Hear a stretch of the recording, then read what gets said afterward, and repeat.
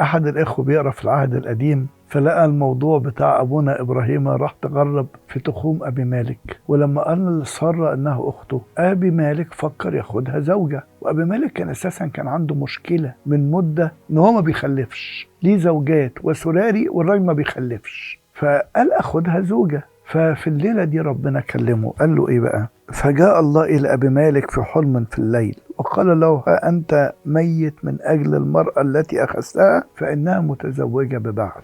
لكن لم يكن أبي مالك قد اقترب إليها، فقال يا سيد أأم برة تقتل؟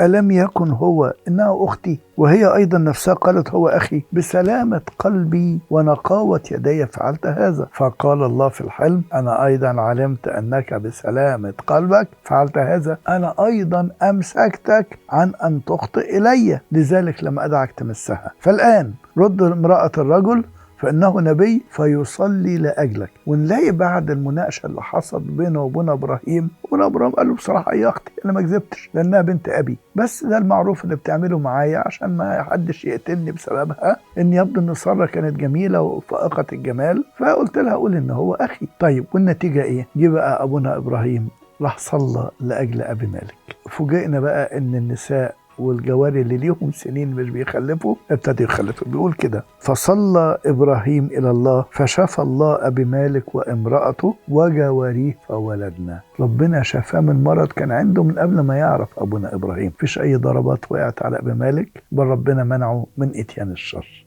آمين.